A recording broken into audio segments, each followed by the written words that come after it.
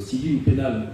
Parce que c'est là qu'on est dans la démarche. On n'est pas avec un texte de loi qui dit que c'est une infraction. Avec le juge d'instruction, il y a des droits déjà pour la partie. Et là, on fait des demandes d'actes, mais aussi des erreurs qui sont faites par les juges d'instruction. Il y a 2 juges d'instruction qui ont été déplacés. La deuxième, elle lui a dit carrément, moi aussi je suis viré. Donc, grâce à des écrits que j'ai faits, mais dans le droit, quoi. Je n'ai rien inventé contre ces juges, mais je pense qu'ils se font quand même casser parce qu'ils n'appliquent pas le droit. Donc, il y a quand même quelque chose derrière, ou alors, tout simplement, c'est parce qu'ils mettent en danger le système, parce qu'ils sont dévoilés, quoi. Ça, je le vois dans la police.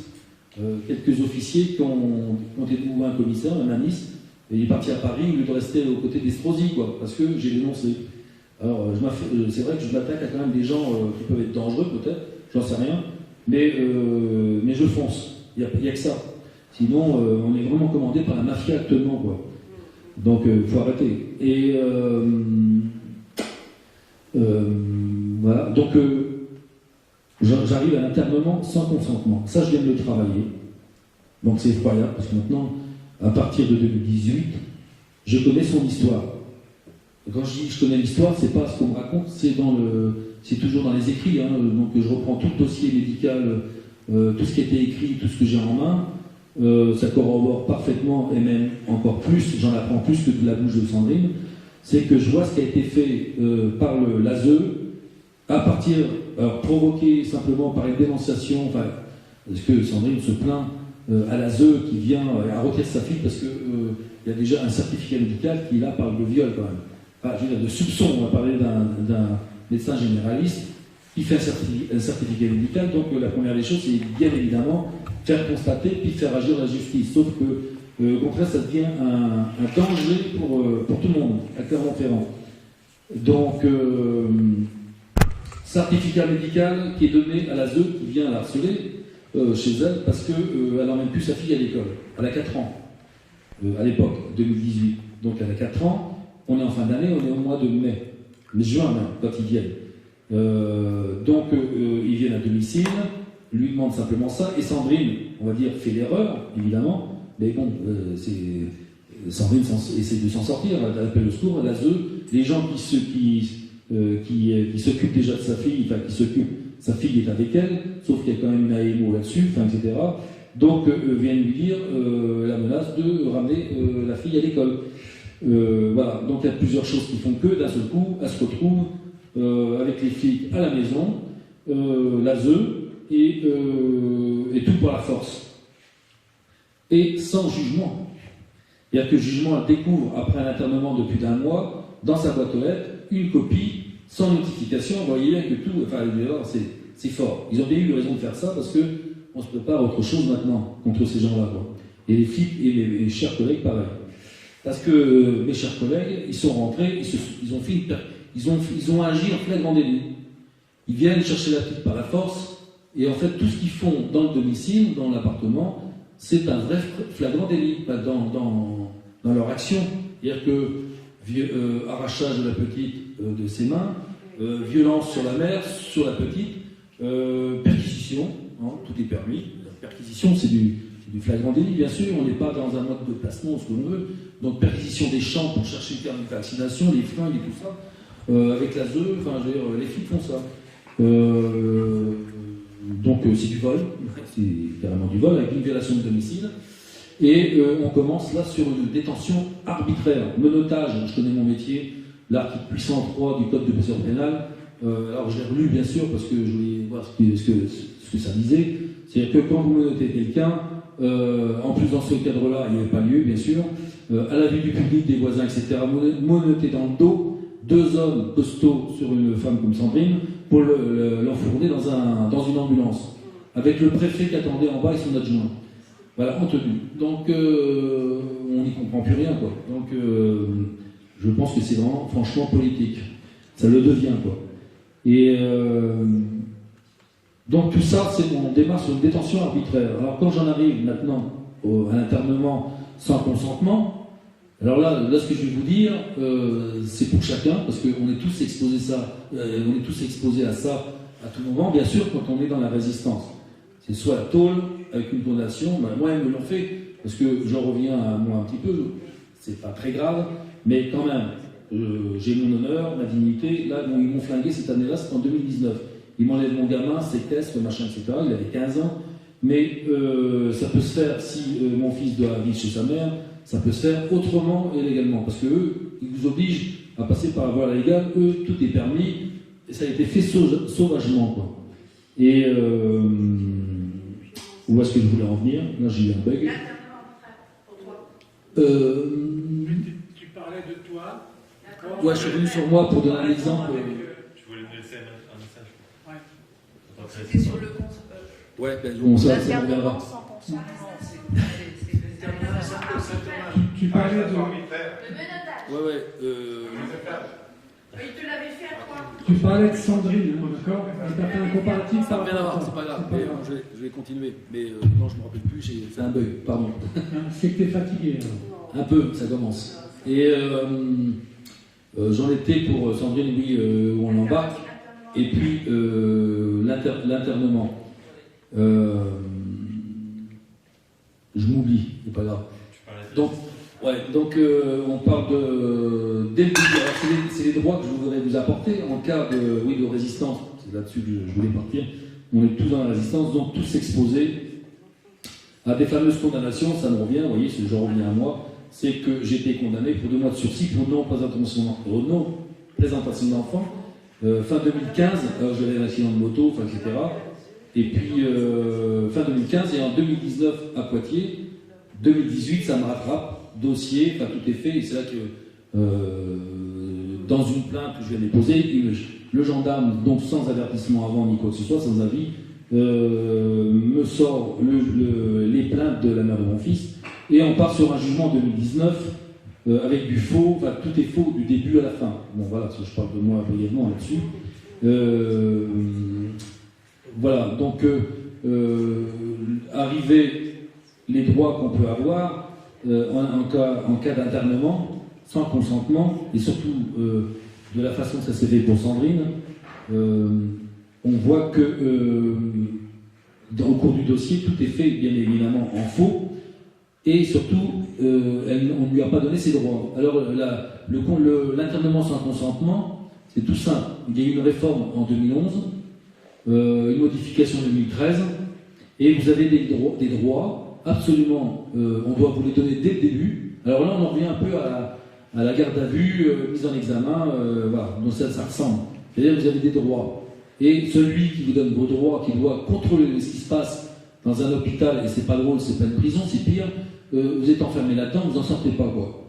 Et c'est le JLD, le juge de la liberté de la détention, qui doit être avisé immédiatement. Enfin, vous avez le droit, déjà, le patient doit être avisé dès le premier jour, dans les 24 heures. Alors vous avez un premier certificat médical dans les 24 heures, après 72 heures, soit vous restez, soit vous partez suivant les avis médicaux, quoi, les certificats. Mais dès le début, qu'est-ce qu'ils font? Ils vous isolent. Alors là, j'ai consulté, il y a encore matière à regarder, mais on est dans le droit européen. C'est absolument interdit de faire perdurer une période d'isolement. C'est-à-dire que, pourquoi pas, pour des choses vraies, où vous êtes enfermé dans une chambre pour vous sécuriser, etc., ça va durer une journée, le temps de la colère. Mais quand ça dure 8 jours, comme pour Sandrine, c'est complètement illégal. C'est-à-dire qu'aucun contact dans une chambre blanche, et elle ne voit personne. Donc on ne guérit pas la personne, le patient, on est en train de le détruire, tout simplement, parce qu'elle ne sait pas ce qui lui arrive à ce moment-là. Sa fille est placée en même temps, et imaginez, il n'y a plus qu'à se taper la tête contre les murs, quoi, et pendant 8 jours. Sauf que aucun droit lui a été donné.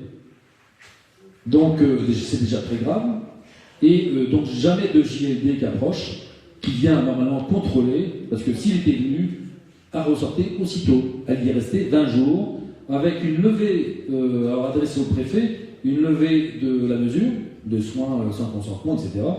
Et dans la même journée, là, elle est arrivée le 19, donc le 23, donc elle est restée quand même 8 jours en isolement, donc elle ne couronne rien, pas de notification de ses droits, pas de notification de ce qui est décidé par les médecins, et finalement, dans la même journée, il s'est passé quelque chose, ils ont peut-être pris conscience que si le JLD était avisé, le juge, ça n'allait pas se passer comme il l'espérait, quoi. Donc il cache tout.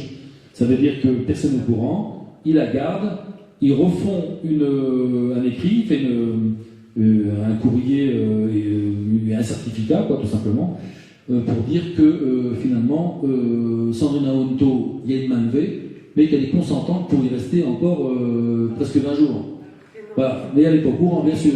Alors, ce qui est plus terrible, voilà. Donc, ce qui est plus terrible là-dedans, c'est que c'est pas simplement un isolement, un internement jusqu'au 20 août, ça fait plus d'1 mois. Donc, pas de contact avec sa fille, sa famille, etc. Sa mère la retrouve complètement anéantie. Pourquoi? Parce que c'est tout simplement parce qu'on adopte des médicaments. Sandrine connaît, elle est dans le milieu médical, donc elle sait ce que c'est, moi je ne sais pas, le Tertian, etc. Avec des doses pour des chevaux, quoi. Enfin, donc elle est complètement détruite à l'issue, on a eu pour 1 mois à se redresser, et sinon plus, parce que ça nous suit longtemps, quoi. Donc voilà où on en est. Donc j'en suis, moi, j'ai relevé quelques infractions qui sont, il y a plus que ça hein, dans tout ça, parce que j'ai vraiment espéré, alors on est dans le code de la santé publique, donc pour dénoncer tout ça, c'est des violations du code de la santé publique.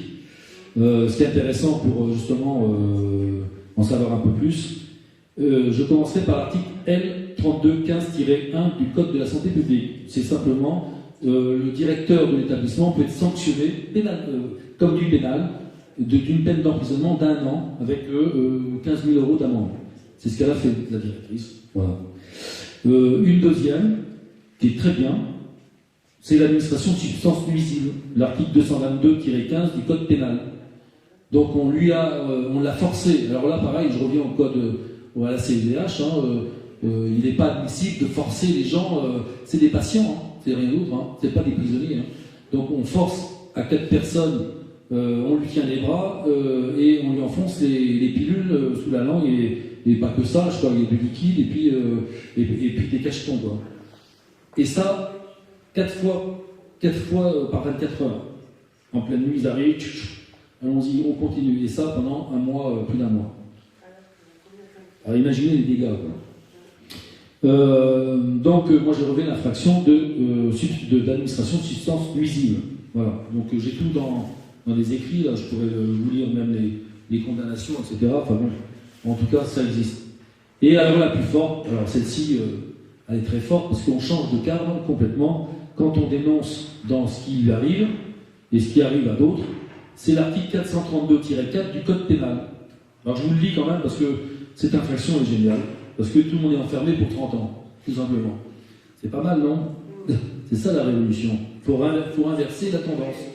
Parce qu'eux, ils nous enferment, et maintenant, il va falloir... je dis pas qu'on va les enfermer 30 ans, mais il faut leur mettre dans la gueule, et puis avec la force, même de groupe, j'allais dire physique, oui, aussi, mais vous voyez, il faut quand même se redresser, quoi. Donc, je vous le dis quand même, le 432-4 du code pénal, et là, ça concerne aussi bien les flics que le monde hospitalier, etc., etc. Alors, forcément, moi, l'infraction que je vois, c'est escroquerie au jugement en bonne organisée. Enfin, il y en a plein d'autres. D'ailleurs, j'ai marqué, pour votre information, je relève 15 infractions au pénal pour Sandrine dans son dossier. Alors, son dossier, c'est que 2018, hein. Parce que 2018, on est en 2023, ça continue, hein. Je ne veux pas que vous mise en examen en 2020-2021, quoi. Ça continue. Privation de liberté, enfin, etc. C'est une persécution depuis 2018 minimum, sans parler des problèmes avant. Et là, je parle dans le dur. Il y a que là, en 2018, on en crève, quoi. Hein. C'est tellement violent que... Enfin, voilà. Moi, le simple fait d'avoir été voir le psychiatre, c'était très violent.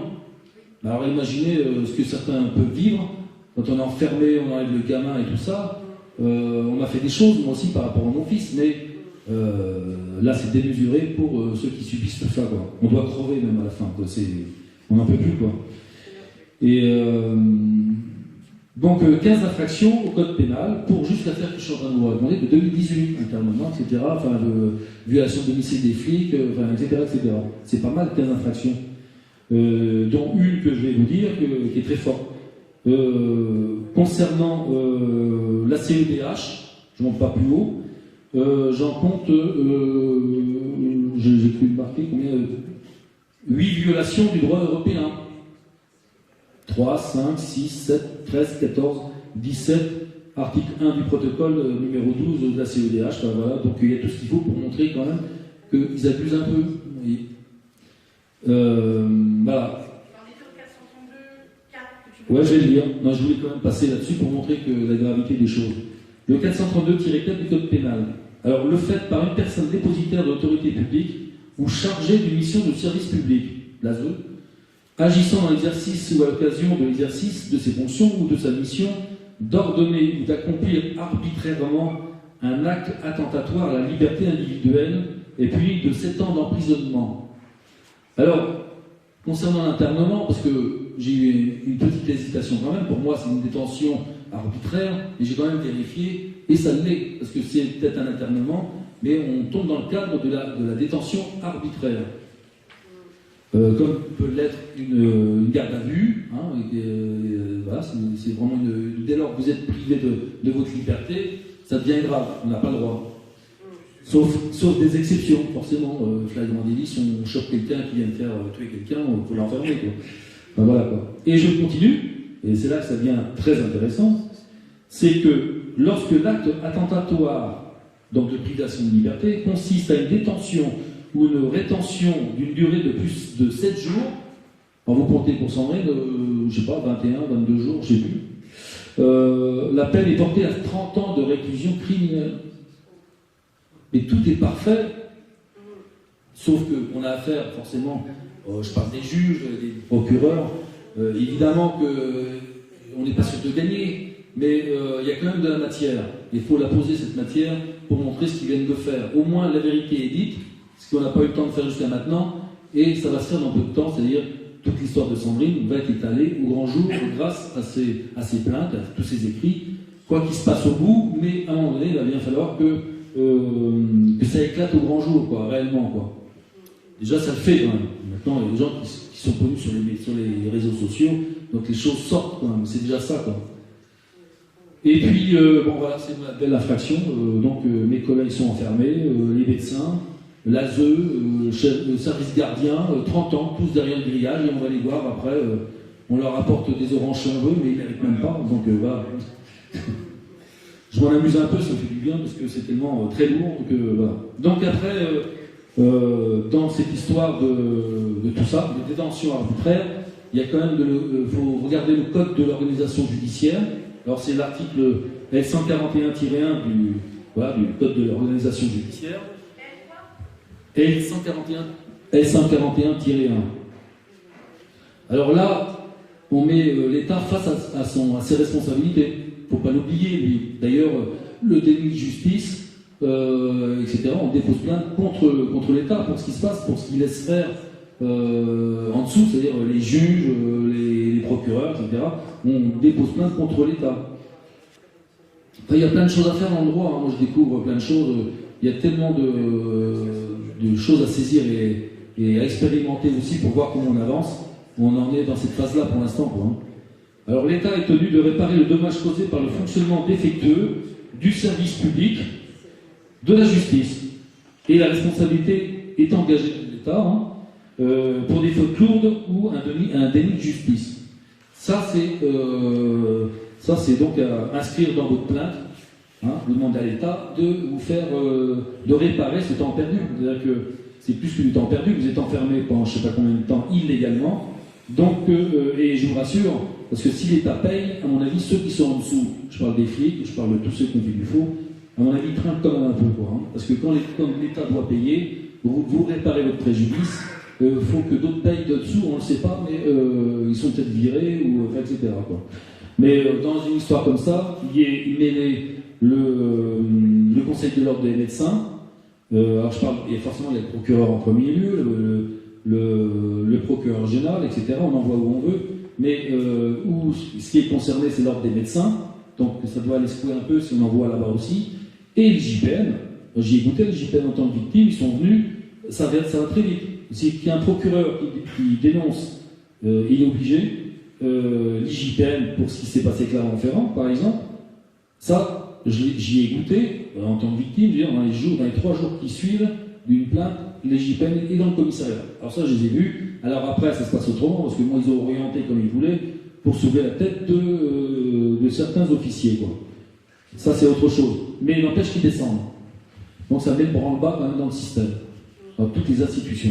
Ça, c'est le but, il faut les secouer tant qu'on peut, sans rêver de 30 ans de tôle ou de récupérer les enfants tout de suite. Mais à force de les secouer comme ça, c'est ce que je fais moi depuis pas mal d'années, flic ou juge, et ben ça marche. Donc imaginez si on fait ça un peu dans cette directive-là, dans cette action, moi je pense, j'y crois vraiment. Ouais. On va dire que j'ai expérimenté les choses depuis plusieurs années, et si on était vraiment dans une dictature fermée et impénétrable, je pense que j'aurais pas pu faire ce que j'ai fait jusqu'à maintenant. Ça veut dire qu'ils sont quand même frileux, ou il y a peut-être aussi des amis là-haut, j'en sais rien. Mais il se passe des choses. Ah ben, 2 heures. Non, je plaisante. Ah oui. Ah ben, je suis en public. Hein. Oui, ben je... Ouais, mais bon, je finis ici. Donc, maintenant, je reviens au jugement. C'est ce qui est très intéressant pour tout le monde, c'est que je me semble avoir trouvé des clés, des clés juridiques peut-être, parce que je vois que d'autres ne le font pas, dans les jugements. Dans certains cas, vous devez avoir la formule exécutoire pour faire ce qu'ils font, c'est-à-dire venir chercher l'enfant, intervenir comme ils le font, etc. Tout jugement sans cette formule exécutoire. Alors on est dans l'article L111-3 du Code des procédures d'exécution, que je ne connaissais pas, ce code. On doit avoir une formule exécutoire en fin de jugement pour dire que les forces de l'ordre, l'huissier, etc., peuvent intervenir, rentrer chez vous et embarquer votre enfant, quoi. Sinon, ils ne peuvent pas. Donc le but, si comme tous les jugements que j'ai vus, ça doit exister quand même dans d'autres, mais en tout cas, moi, je n'ai jamais vu. Ça veut dire s'il n'y a pas ça en bas de page, en fin de page, ils ne peuvent pas récupérer comme ils le font, et surtout par la force comme ils le font, ils ne peuvent pas récupérer l'enfant. Et donc, là aussi, il y a un moyen de résistance, c'est de ne pas ouvrir la porte et dire non, tout simplement, aller jusqu'au bout des choses. La formulation exacte, c'est quoi? Alors, je te dis, je l'ai jamais vu, mais j'ai récupéré ça quand même sur Internet. Je vous la lis en vitesse. En conséquence, la République française demande et ordonne à tout commissaire de justice sur ce requis de mettre le dit arrêt ou le dit jugement, etc. Ou à exécution, procureurs généraux, procureurs de la République, près des tribunaux judiciaires, d'y tenir la main à tout commandement et officier de la force publique, de traiter main forte lorsqu'ils en seront légalement requis. En fin de quoi, le présent arrêt ou jugement, etc., a été signé par un machin, enfin voilà. Voilà, c'est ça, ou peut-être... L'absence de cette formulation fait que le jugement n'a pas le droit... Il n'y a pas de force exécutoire. Eh ben, ils ne peuvent pas intervenir comme ils le font par la force. C'est une force exécutoire. C'est-à-dire que tu ne peux rien dire, ils rentrent et puis emmènent ton gamin, enfin ils font ce qu'ils veulent. Oui, non, mais je sais. Oui. Le jugement par lui-même, normalement, alors il y a quand même une hésitation de ma part, parce que je découvre ça il y a peu de temps, à savoir si le jugement est bon s'il n'y a pas cette phrase, ça a vérifié. Il n'est pas bon. C'est comme le nom, c'est comme la signature. Donc il ne devrait pas être bon. Non, on est d'accord. Alors, par exemple, la ZEU se ramène, toc toc, on vient avec la force, machin, vous dites non, etc. Il y a jugement, il n'y a pas de force exécutoire, etc. Qu'est-ce qu'il fait, lui? Il se retourne, alors la ZEU disparaît, et puis ils vont se plaindre. Alors c'est là un jeu qui peut être bon, bénéfique pour tout le monde, parce que on voit les jugements, comment ils sont faits, ils sont en faux, etc. Sauf que la ZEU va se retourner vers le juge de l'exécution, des exécutions, pour dire il faut cette formule pour aller chercher le gamin. Alors lui, là, on a affaire à un juge qui va quand même vérifier le dossier. Si tout est fait en faux, il va prendre une responsabilité, donc il ne va pas forcément suivre, avoir. Mais eux, ils vont se retourner, la ZEU, vers un autre juge pour avoir cette force exécutoire. Mais ça a marché, moi j'ai eu une vidéo. Ah oui, très bien. Les policiers étaient là, la ZEU était là, ils ont demandé s'il y avait Et ils n'avaient pas ça marché. Ils n'avaient pas bien évidemment le jugement, puisqu'ils font ça à la balance. Et ils sont revenus le lendemain, mais entre-temps, les parents s'étaient barrés avec les enfants en Espagne. Voilà. Ça a marché. Et c'est miraculeux. Ah ben non, mais faut, de toute façon, comme j'ai dit tout à l'heure, moi, on est dans une action et avec le droit, de résistance, parce que vous voyez bien qu'en face, ils s'en foutent du droit, ils contournent, ils nous ont habitués à, enfin nous dans l'ignorance, à faire des choses, quoi, illégalement. Et on s'y est habitué, on n'a pas vu, quoi. Et donc, il faut revenir avec le droit, et puis résister quand on n'est pas dans le droit, quoi. Donc... Il faut informer de ça les futures victimes, pour qu'elles sachent bah oui. comment réagir. Voilà.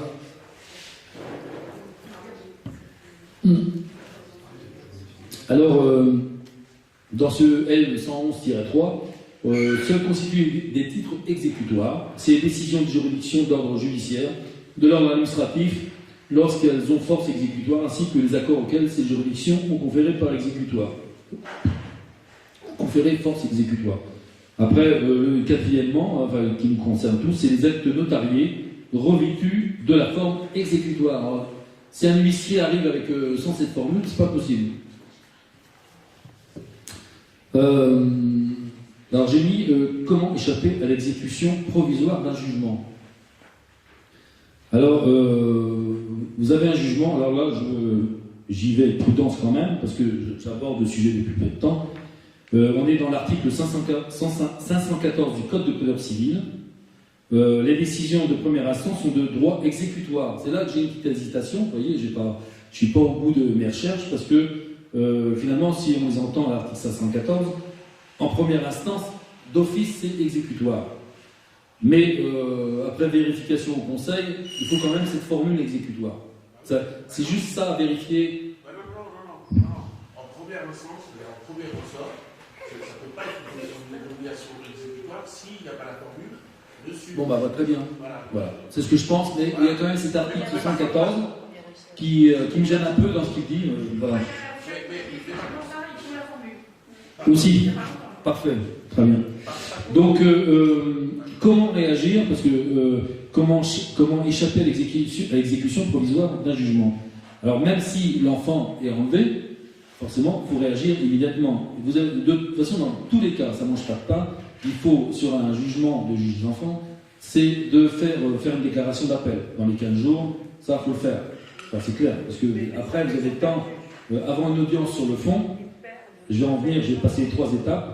On faut voir des conclusions, etc. Évidemment, pour se défendre de ce qui se passe sur le fond déjà et sur le droit aussi. Mais à savoir que on vous enlève l'enfant, déclaration d'appel avant tout, obligatoirement. Et là, à partir de là, vous devez faire un courrier. Alors là, on est dans l'article 514-3 du Code de procédure civile.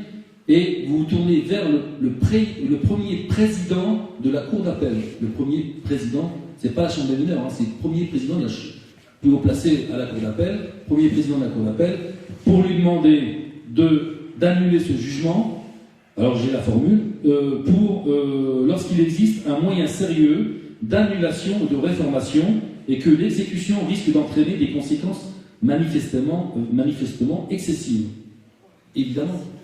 On est dans les sexifs à 100%, donc il faut y aller à fond, quoi. Déjà, premier président de la cour d'appel à prévenir, enfin s'il demande d'annuler, demande comment c'est formulé, de saisir afin d'arrêter l'exécution provisoire de la décision. Donc ça, je suis sûr, moi, que plein de parents passent à côté de ça. C'est évident. On attend les conclusions au bout, machin, comme moi on a fait avant, enfin bon, voilà. Donc ça, c'est un élément en plus à saisir pour se battre dès le départ, quoi. Alors, savoir que l'article 502, là je reviens avant l'article 514, c'est que l'article 502 du Code de procédure civile dit bien « Nul jugement, nul acte ne peut être mis à exécution que sur présentation d'une expédition revêtue de la formule exécutoire. » Alors oui, l'article 502 le dit bien. À moins que la loi n'en dispose autrement. Voilà. Donc, je fais vite, Christophe. Rassure-toi, j'arrive à la fin bientôt. Les exceptions de nullité. Alors on les a à l'article 112, à l'article 121 du Code de procédure civile. Alors les exceptions d'unité, vous avez différentes formes. On a les vices de forme, vices de fond, et il y a moyen d'agir aussi sur ces vices qu'on retrouve dans les... Immédiatement, par contre, il faut que ce soit fait simultanément. Dénoncer, alors nous on l'a fait il y a peu de temps, dénoncer, alors, je n'ai pas vu de texte pour dire où l'envoyer exactement, on l'a envoyé au procureur de la République. Pour dénoncer des... alors c'était carrément du faux intellectuel, carrément, donc c'est des vices de forme. Et je vous lis l'article 113 du Code de procédure civile. Tous les moyens de nullité contre des actes de procédure déjà faits doivent être invoqués simultanément à peine d'irrecevabilité de ceux qui ne l'auraient pas été. Bah, ça veut dire que tout de suite, il faut réagir avec un vice de procédure adressé au bon endroit, au procureur. Peut-être qu'il y a une autre solution ailleurs, j'en sais rien, mais j'ai vu que ça, on l'a fait, on attend la réponse. Franck, mais dans ce cas-là... Il n'y a pas un délai de 72 heures pour agir ou quelque chose comme ça? J'ai pas vu. Non, mais je crois pas... Bon, après... Alors par contre, pour les vices de forme, à savoir, on les détecte, hein, si c'est des faux ou des... Alors vices de fond, par exemple, il n'y a pas de nom du juge, etc. Donc c'est anéanti. Mais il faut l'adresser simultanément, si on ne dit rien, ça continue son chemin, quoi. Mais dans les vices de forme, il y a une obligation pour pouvoir anéantir donc, ce jugement, c'est l'acte, c'est d'amener un grief. Il faut, alors là j'ai une phrase, mais il faut prouver le grief que lui cause l'irrégularité. Là je commence à parler l'irrégularité. Donc il faut montrer le grief qui est au bout. Donc forcément, Kat Sandrine, on lui coupe les liens illégalement, complètement dans tous les droits. Il n'y a plus aucun lien avec sa fille depuis 2 ans et demi. Il y a sujet, il y a matière à dénoncer. Donc il y a forcément un grief, et même grave. Mais il y en a d'autres, des griefs. Alors j'en viens à cette exception d'unité vers quoi, il y a 1 an, on a voulu me conduire. Et je me suis aperçu de cette grave erreur qui a fait perdre beaucoup de temps, donc l'année dernière avec Sandrine. Exception d'unité qui a été envoyée à 15 institutions de toutes sortes, puis finalement sans réponse ou même avec réponse, où en fait on s'est banané et surtout perdu 6 mois de vie, et c'est important par rapport à la fille de Sandrine. C'est pas ça qu'il faut faire. Alors on peut avertir, c'est un titre informatif, aviser toutes les instances internationales, etc., tout le monde soit au courant, pourquoi pas, ça je veux dire, on perd pas son temps là-dessus. Mais le but, c'est quand même de récupérer le mineur au plus vite et non pas informer tout le monde avant que tout le monde réagisse et des années tournent. Ces fameuses exceptions d'unité, si on veut, c'est de faire un dossier, des conclusions spéciales. Ça, j'ai découvert il y a 6 mois. Et là, je me suis dit quand même, personne n'en parle, chez les parents, les juristes ou quoi que ce soit, je ne comprends pas.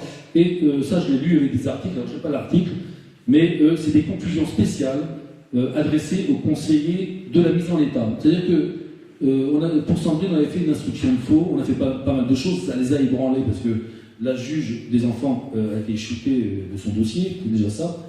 Mais une inscription de faux, mais après des conclusions sur le fond.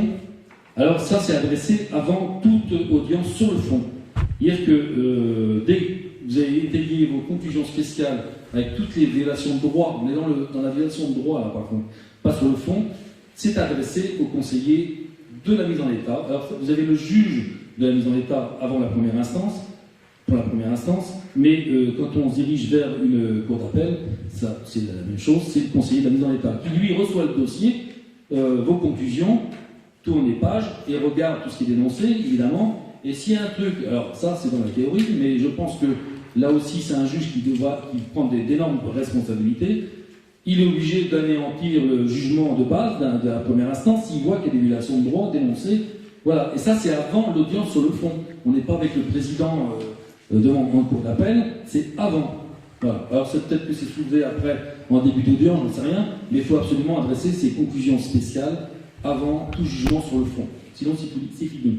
Voilà. Donc ça, c'est une nouveauté. Je dis nouveauté, c'est dans le code de procédure civile. Non, c'est pas une nouveauté. Hein. Ouais, bah moi je Déjà, connais ça. une mise en état, il est. Non, mais pas nouveauté dans le code pénal, dans le Non. code. Je parle dans ce que savent les gens, et j'ai l'impression que personne ne le sait. Moi je le découvre, il y a 6 mois. Ah ben oui. Oui, j'en ai parlé avec des Je dis que juristes. c'est les avocats. Oui, peut-être cache. qu'on l'étudie Alors dans moi, le maintenant, j'ai procédure. presque une certitude que tout ce beau monde nous Et cache. c'est uniquement le juge de la mise en état, je précise, il n'existe que dans la procédure devant le tribunal de grande instance. Si c'était le tribunal d'instance, il n'y a pas de juge de la mise en Il n'y a plus état. des juges. Oui, non mais là, il est tout ça, c'est le tribunal judiciaire. Oui, oui, tribunal d'instance. Enfin, voilà, donc ça pour moi, c'est des clés. Sincèrement, j'ose y croire. Donc c'est à exploiter, à reparler, à travailler. J'ai encore 10 minutes, tu vois. Non, 9 minutes 50, c'est tout. Bon, attends, je prends un coup alors, parce que je vais aller vite maintenant.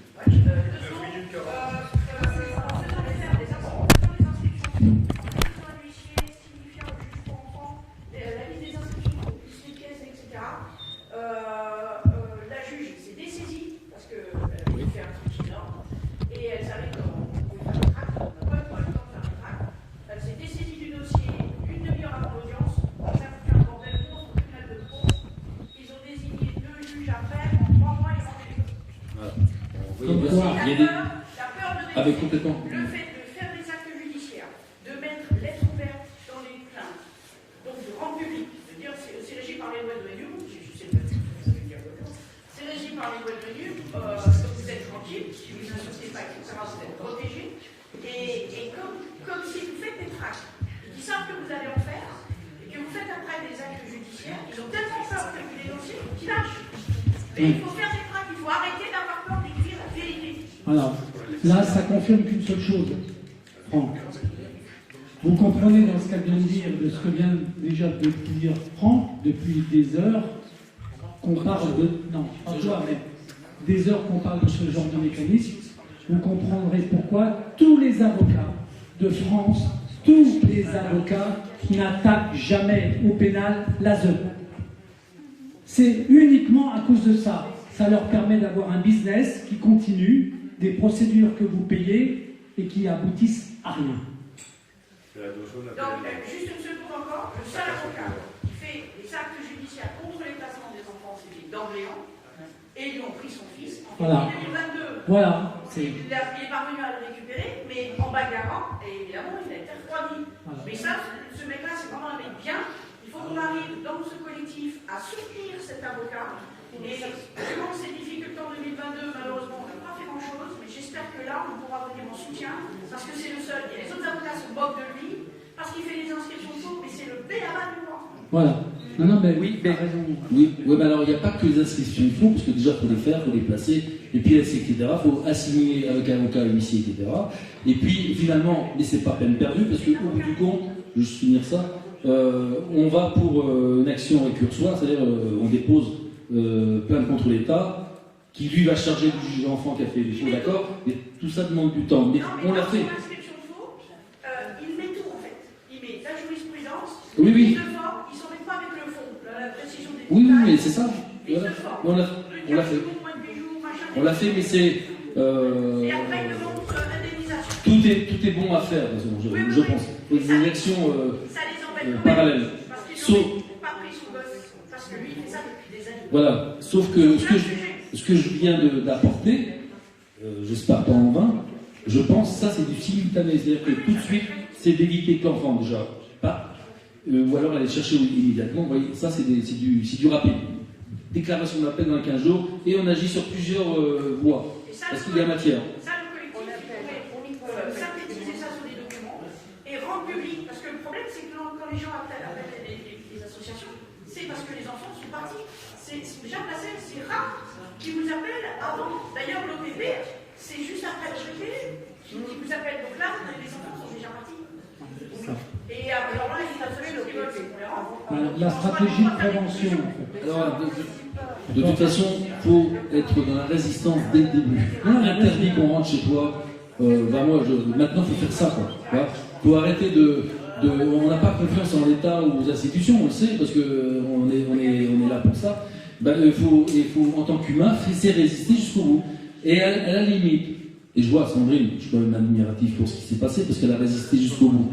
Mais vos enfants ne seront toujours que fiers de voir qu'on est capable de résister et puis de perdre forcément parce qu'ils vous embarquent, que finalement vous soumettre au système où vos enfants vous diront mais pourquoi tu m'as laissé partir quoi. Alors c'est vrai qu'on s'est violenté, mais moi il n'y a pas de souci, il faut y aller au bout, c'est pour nos enfants quoi. Et puis même en sachant qu'on va perdre parce qu'ils sont 10 en face, que des hommes sur une femme, forcément qu'on perd, mais on garde la tête haute, et ça c'est important, parce que c'est là qu'on est foutu si on baisse la tête, et puis de toute façon maintenant vu ce qui se passe, il faut aller jusqu'au bout, et rapidement quoi. Donc je veux juste, j'ai deux petites choses à dire, et là, pour 2 minutes, ça va prendre 3 secondes. Donc proposition, oui j'ai une proposition en rouge, donc voilà c'est ma proposition. C'est alors ça, c'est à voir, mais j'y pense quand même depuis 6 mois, c'est de créer des équipes, une intervenante juridique, enfin ce qu'on veut, éplucher les dossiers les uns après les autres, et au moins tester. Alors, il y a déjà un flic, il faut un avocat, un huissier de justice, je ne sais pas si ça peut se trouver, je pense que oui. Ça va finir par se trouver. Ça va finir. Huissier, génial, s'il y en a un, parce qu'il faut en arriver, par exemple, avec une sommation de fer. Alors forcément, on se met des groupes à la maison, on se démerde, mais on épluche les dossiers les uns après les autres parce qu'on a le devoir de le faire quand même, pas faire n'importe quoi, et puis on y va, avec un huissier, une sommation de fer, je ne connais pas tout là-dedans, mais il y a des sommations à faire, on l'a fait, interpellatives, etc., donc ça a bien embêté la juge, mais des sommations de fer où on va carrément, après, avec le droit, chercher l'enfant au centre. Et ça, je crois que c'est possible, mais il faut mettre en forme. Voilà. Et avec... Ouais. Ah oui, Eric est là, donc... Alors il y aura des caméras, justement, comme il va bientôt avoir fini. Non, pas encore. Non, mais je sais, mais bientôt. Je voudrais simplement demander une chose après. Je peux le dire parce que j'ai peur après qu'on soit victime du temps. Je veux absolument que tout de suite après, Franck, on voie 2 visages ici. D'accord. 2 personnes qui font un travail dans le secret, qui font un travail important depuis 5 ans. Tu vois qui je veux dire, Patrick, avec ton copain Stéphane. Je veux que vous soyez pris en vidéo. Je veux que vous veniez parler 2-3 minutes, simplement pour dire ce que vous faites. Dès que Franck, il a fini. Merci. Oui, Stéphane. Alors c'est ça, bon, pour finir, hein, voilà. Donc ma proposition, c'est ça, c'est d'intervenir quasiment par la force, c'est-à-dire qu'une force légale, moi je suis prêt à le faire même tout seul, parce que, mais bon, je vais perdre, mais, ah oui, alors aussi ce que je veux faire, quand j'avais fini un dossier de Sandrine, dans peu de temps, cette semaine, c'est commencer à faire un tract avec cette fameuse formulation exécutoire. Un tract que je vais adresser à toutes les forces de l'ordre, autant que je peux. Les adresses de chacun, je peux les avoir. Il suffit d'avoir un nom, un prénom dans les collègues ou les gendarmes, un peu partout. Peut-être que Franck m'aide, j'en sais rien, mais de pouvoir envoyer, faire un tract bien conforme surtout, et aussi un peu menaçant dans le sens où quand un flic rentre comme ça, suit innocemment l'ASE, parce qu'eux ils n'ont peur de rien, hein, vous voyez bien, le service gardien à l'ASE, ils rentrent, font une perquise à la place de tout le monde, il n'y a plus de limite, voilà, on le sait. Donc mes collègues, ça leur interdit de faire des violations de domicile, il y a du droit, il y a la loi qui est là, ils ne peuvent pas violenter, alors à savoir aussi, interdit même avec la formule exécutoire, vous rentrez dans l'appartement, machin, donc interdit de violenter la mère et sa fille. Et attendez, on va où là? Il y a qu'on arrache. Alors, il y a des discussions peut-être toute la nuit pour arriver à partir avec, mais c'est de ne pas arracher violemment comme ça a été fait, comme c'est fait. De secouer la mère, de la déshabiller, de la mener dans le dos, dans le canapé, en plus à domicile, et puis la petite arrachée, imagine le traumatisme des enfants. Enfin, je veux dire, c'est complètement insensé, quoi. Donc, bon, voilà, j'ai fini, donc presque. Il est mort. Parce qu'on est en famille quand même, donc je vais quand même vous lire un petit texte que j'avais écrit, qui ne vaut peut-être pas grand-chose, ça va peut-être vous faire sourire, mais j'ai relu le préambule, parce que j'ai construit un site en 2020, pendant le confinement, ça m'a peut-être sauvé la vie. Enfin, je me suis construit à travers ça, donc dans ma solitude la plus totale avec mon chien, et j'étais bien en construisant ce site, d'ailleurs que René Fournet m'a conseillé de faire, il m'a aidé à le préparer, là en 2020. Et je regardais, puis j'ai eu l'idée, j'avais fait un préambule qui annonce un peu ce que ma philosophie de la chose dans ce fameux site de suicide dans la police, puis qui est devenu maintenant un site aussi pour les enfants. Voilà. Bon, je vous le dis. Bon, je vous le dis. La justice couvre les hommes de pouvoir qui ont préféré oublier leurs responsabilités. Justice ne peut être faite qu'à travers la transparence. Résister et risquer de perdre son travail n'est rien comparé au fait de perdre le sens de la réalité. S'aventurer dans la jungle des mensonges, c'est perdre le goût de la civilisation et contribuer à la destruction de notre humanité. Que la vérité ne fasse plus peur, elle n'est plus en cause des représailles. Elle est lumière et salvatrice des maux que certains s'infligent. Voilà, c'est gentil pour eux, mais... Merci, Franck. Ouais.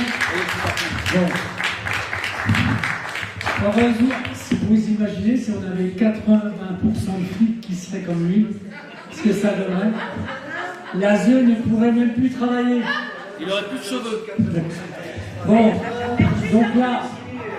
J'aimerais rappeler l'article 1111 petit 4, c'est la loi Kouchner qui dit qu'on n'a pas le droit d'administrer quelque traitement que ce soit à quelqu'un qui dit non. Voilà. Ouais, eh ben, ils sont plus forts, hein. D'accord. Bon, donc là, je voudrais simplement un petit mot, pas longtemps, c'est simplement parce que je voudrais les avoir avant qu'on envoie le petit clip d'Emmanuel. Déjà, j'avais une chose à vous dire. Vanessa vous salue tous, elle est partie avec sa maman, d'accord? On a une vraie stratégie avec cette dame de l'ASE. Juste avant de partir, je vous dis qu'elle était avec une autre dame de l'ASE qui est venue la voir. Une dame que je connais, une dame de l'ASE qui habite à Bligny-sur-Rouge. D'accord? Et je vous dis tout de suite qu'il y a un travail de collectif de gens de l'ASE qui contestent les mécanismes